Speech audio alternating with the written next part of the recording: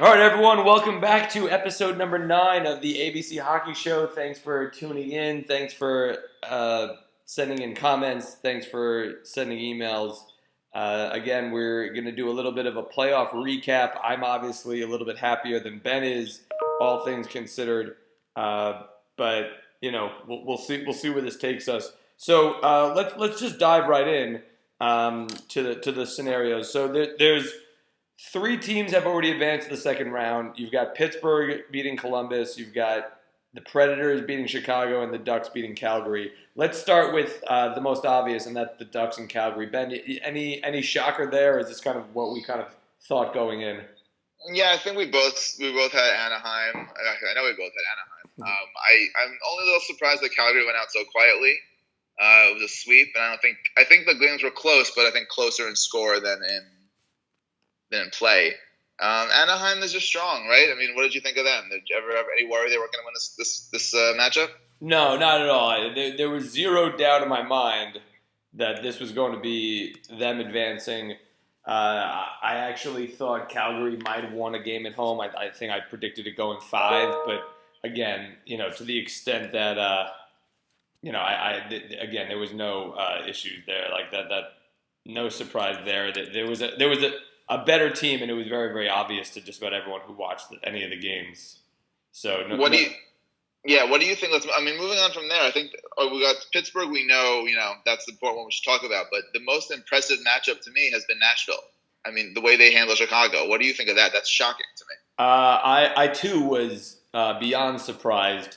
I did have Chicago not advancing to the Cup like you did, but I did have Chicago advancing to face Minnesota, which we can touch on. That doesn't look like such a great pick anyway, but I did have them advancing past. Although, if you remember in the last episode, when we looked at the stats between the Predators and the Hawks, they were pretty evenly matched, and that was one of the things to me that was extremely surprising at how close each of those guys were, each of the teams were, to each other statistically. So the fact that the Predators won, it didn't surprise me all that much. The fact that they swept, the fact that Pekka Rinne had just as many points as anyone else on Chicago, the fact that Chicago looked just as inept as any other team I've ever seen play. I mean, it was like they were playing the Islanders. Like, it was really embarrassing how bad Chicago looked. But, I feel like there's an old adage that, like, any good goalie can make any good team look bad, right? A good goalie on any night will destroy good scoring, and I think that's what we saw. Yeah, I think Rinne Rinne we know is a great goalie. I think he had a phenomenal series. I think any chance Chicago did have, he pretty much shut the door. I just don't understand this. My bracket is blown up. I'm pretty sure that they lost because I picked them to win the cup. That was they all had a meeting. And they said, guys, Benji picked us. We're all done. The Ben curse. Oh, that's something we'll have to throw in. That's a classic. That'll go on for years. Forever. Yeah. I mean, I don't think Chicago. They lost the last 4 games of the regular season and then 4 in a row in the playoffs. They lost 8 in a row. I'm not sure they did it all season. Yeah, I'd have to look back to see you. You're spot on with that. They were so good. I'd say between game 50 and game 78, they were beyond dominant of the regular season. And then something happened. Of the regular season. And then something happened. I don't know what it is. And again, teams maybe get tired. They go through stretches. I don't know what it is. Maybe, they do have a hand. Host is getting older. That maybe it was they were getting older. Crawford, I've never loved in net. But he's won 3. Yeah, I mean, Fleury's won 2. He's won 2. Sorry, he won 2. I apologize. And Fleury's won 2 also. So, I'm not... No, but Crawford backstopped them to 2. The first one was Niemi. Yeah, that's right. But that in and of itself just tells you that winning 1 is not a big deal.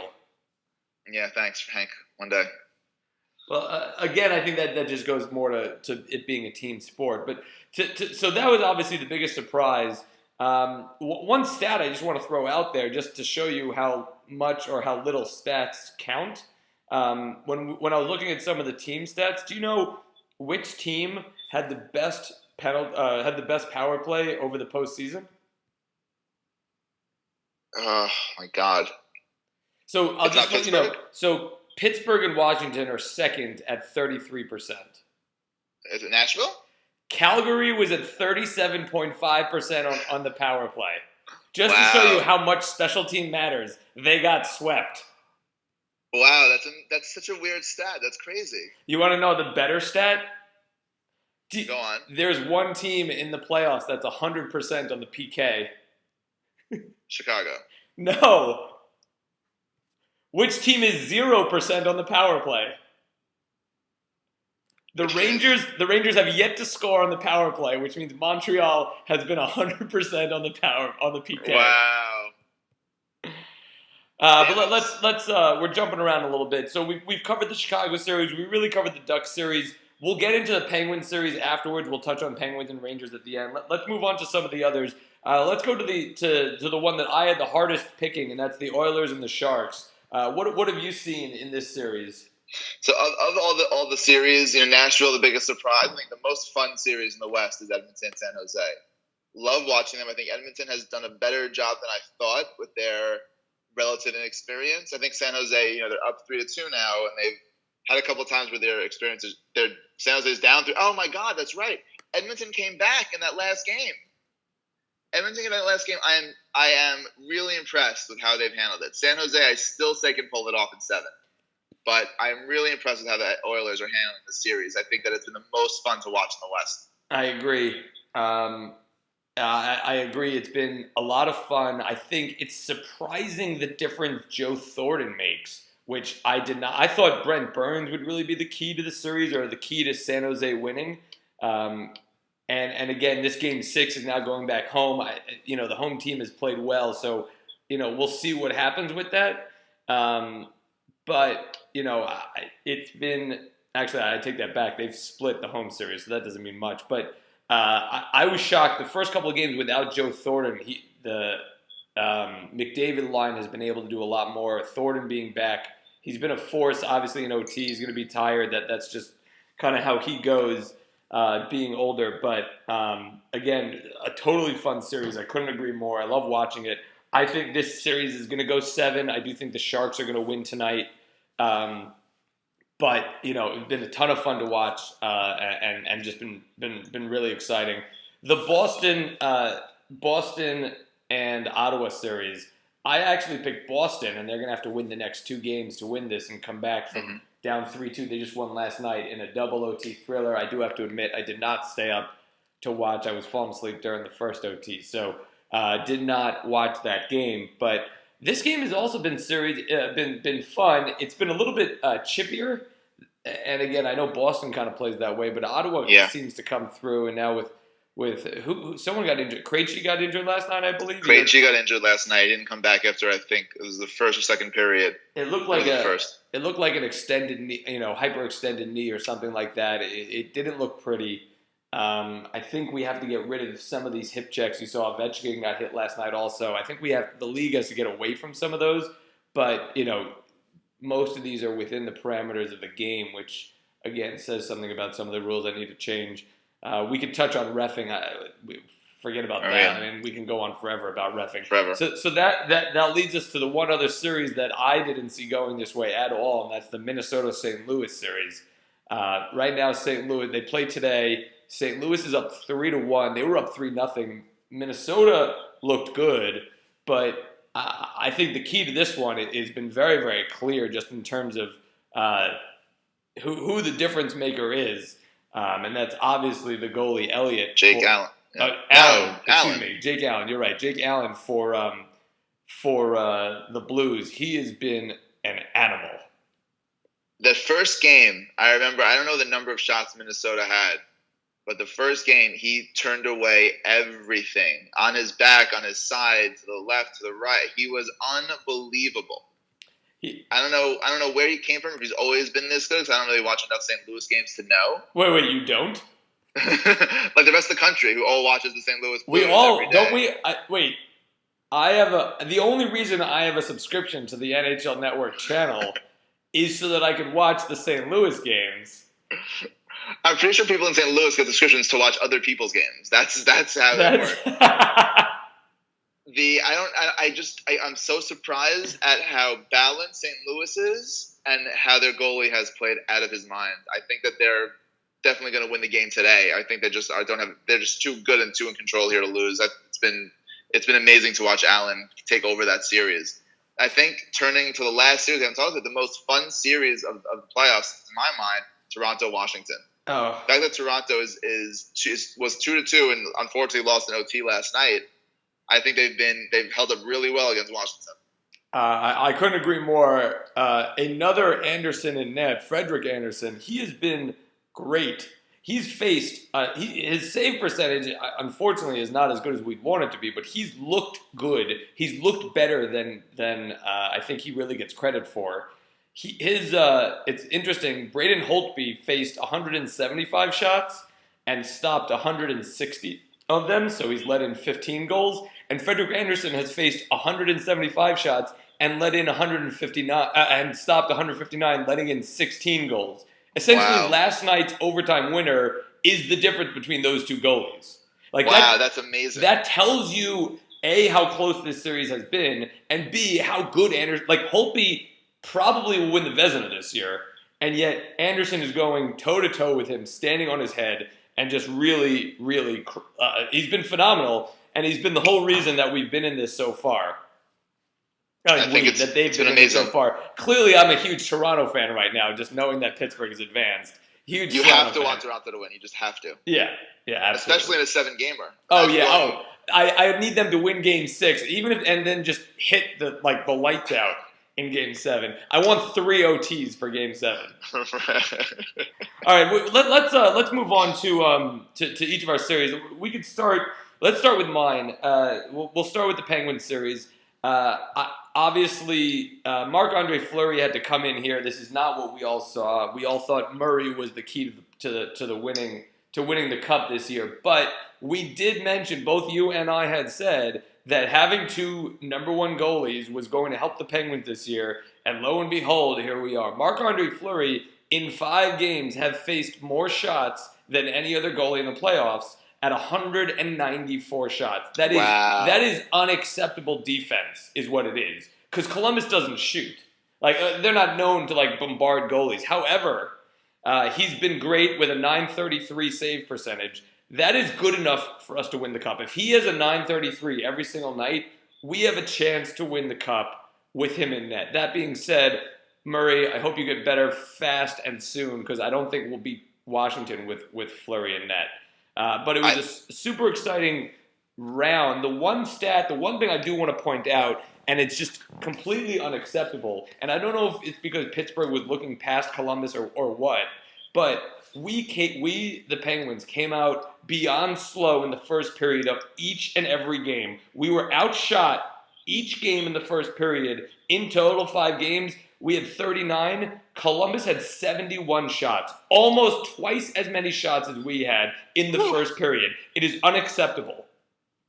And is that any reason more than regular season? Why is their defense shot? I don't know what it is. We looked like we were sleepwalking through each first period. The highest total of shots we had in any first period was 11, and that's because we were down 3-0. That was Game 3 in Columbus. I can believe it. We were down 3-1 at the end of the period. It was 1-1, and then they scored 2. But that was the highest. We still got outshot 14-11. I could go through the numbers here, but 30. And it's even more ridiculous because in the second period we outshot Columbus 70-58, which tells you that we woke up. But Columbus has been known. Columbus scored the most amount of first period goals than any team in the NHL over the regular season. So they are a high tempo first period team, but we should have known that and should have been able to match that. Tell me if you think this is overstating it or if you agree or not agree. I think the most important whole period of the whole series was the first period with Marc-Andre Fleury turned away everything Columbus was bringing, and they were ready to go. We got outshot 16-3 and went into the period 0-0, and I couldn't agree with you more. Fleury gives up 2 goals that period, or even 1 goal that period, and it's a totally different series. And then all of a sudden we come out in the second period, outshoot them 16-4 and go up 3-0. And all of a sudden they're like, what the heck is going on? I couldn't agree with you more. And they become a deer in the headlight. Yeah, right, exactly. They become a very young, a very Tortorella type team and end up not knowing what's going on. So I agree with you. That was a huge period for Fleury, for the whole team, because Fleury lets in 2 goals, and then we're like, oh well, it's same old Fleury, and next thing you know, home ice isn't what we want it to be, and all of a sudden the series is very, very different. So what does it tell you about Columbus? We both said we don't trust Columbus in the playoffs, and we both picked Pittsburgh. I actually picked them, I think, in 7. Not, I think you picked them in 5 or something. I think I picked them in 6. So what does it tell you? Oh no, I did. I picked them in 5 because I thought we'd win back at home. But still, you know what that tells us about Columbus, and it's something that I've noticed. Sergei Bobrovsky is a good goalie. This guy gives up too many rebounds, and I think that that's the same issue that Fleury had over the years. I have not seen a goalie. He was just unable to control the puck. There were very rarely any shots that he cleanly gloved and was able to hold for a face-off. And I think that that's a big deal. Defense, once the shot's on net, everyone starts scrambling, especially the Penguins. We love to crash the net. And I think that him not being able to control the puck and control just the overall chaos that is the crease is really, really unsettling for a team that doesn't have strong defense. Columbus is a strong hitting team, but they're not a strong defensive team. And because of that, I think that his play in net was really what contributed to the overall downfall of the Blue Jackets. Interesting. That means their future is not bright if he's their goalie. I mean, his save percentage was 882. He's the modern day Roberto Luongo. By the way, you had mentioned that when we were talking before, and I thought that that's an amazing call by you. And an amazing analogy. He is absolutely modern day Luongo, and I feel like all of Vancouver is cringing right now as you say that. Moving on to the series that's still going on, had a great game Thursday night that wasn't ruined by anyone's girlfriend. So just wanted to know how do you see? I want to know your take on this series, how you feel about this series. What's your overall reaction? I think this is pretty much where we both thought it would be, but I'd love to kind of hear your perspective on it. Yeah, so the series has been fun. I mean, as a fan of the Rangers, it's been I can't breathe between the first period and the end of the game, and then I finally exhale, and it's been a very, very up and down, back and forth series, which I think is to be expected. These 2 teams are very even. Their goal is very even. I actually believe Hank has outplayed Price by a pretty good margin, which is why we're up 3-2. I think without Hank, we're not up 3-2. Just to let you know, a little stat here. Hank's save percentage is .944. Price is .936. Hank has faced more shots, obviously had more saves.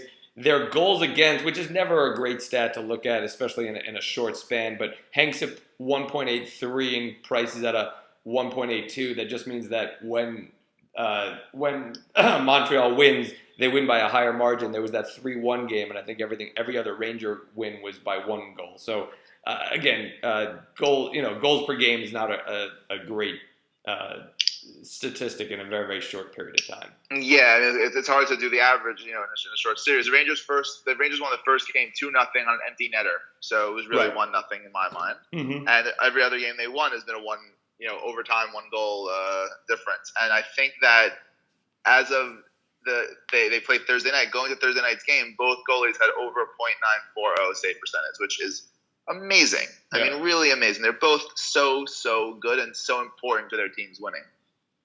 Montreal has been playing a good series. I think the Rangers' offensive talent is better than theirs. Montreal is a heavier, harder team. They're taking some cheap shots. I don't like seeing Shaw and Gallagher taking these cheap shots at Hank and other players. We don't have a guy besides Tanner Glass, who I think is now going to sit the rest of the playoffs. Actually, that's, by the way, as a Penguin fan, you sitting Tanner Glass. Let me tell you, that's a good thing.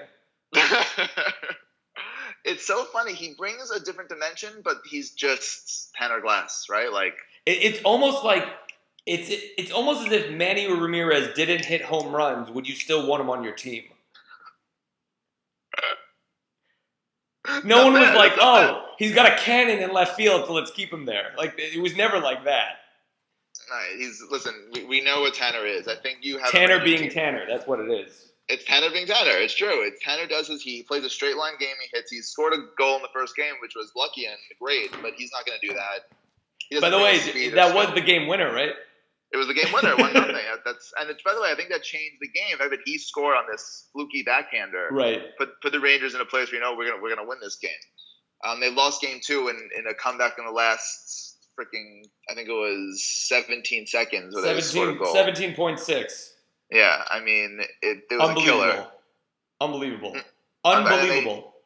And then overtime was all Montreal. So I think I love that we came back the last game, had a great overtime period. I think we put together finally the third and overtime were periods of the Rangers were rolling 4 lines, coming, chip and get it in, skate and get it in. Kreider finally showed up. Zibanejad finally showing up.